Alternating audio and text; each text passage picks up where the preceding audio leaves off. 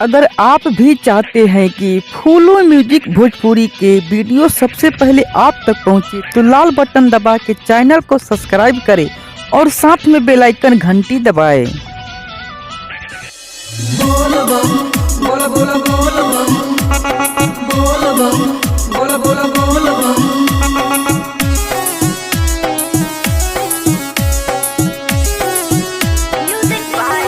के होय बाबा के बूटी के भाई नी बोल बम बोला हो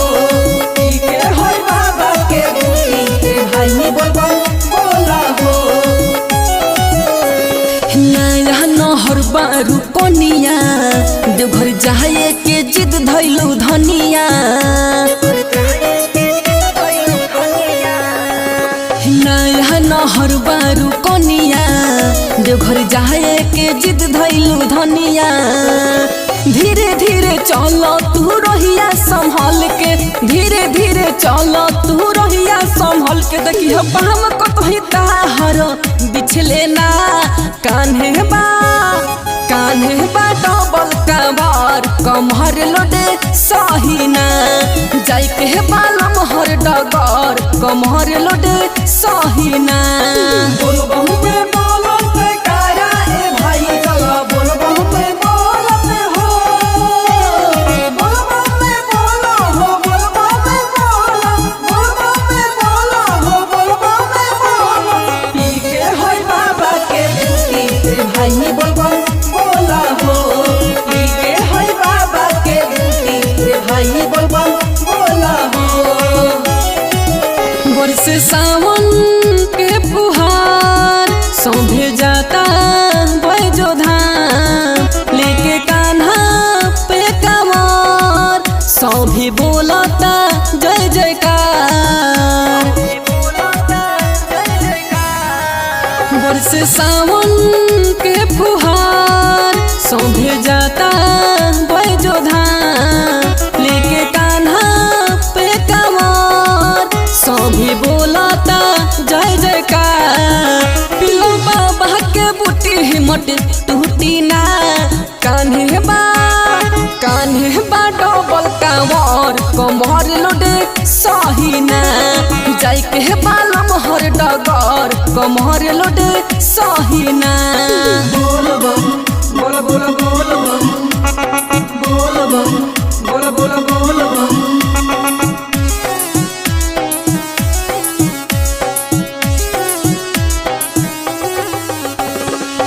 के होय बाबा के बूटी के भाई नी बोल बम बोला हो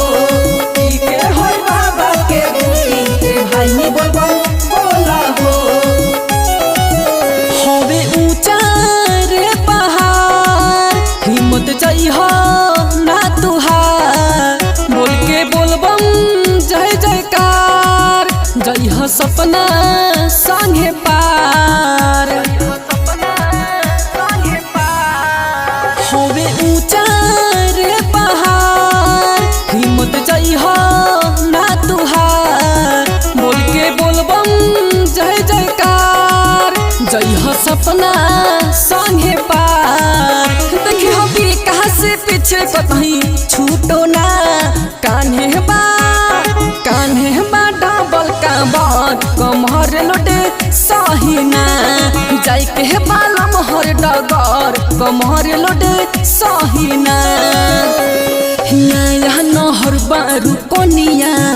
देवघर जाए के जिद धैलू धनिया नया नहर बारू कोनिया देवघर जाए के जिद धैलू धनिया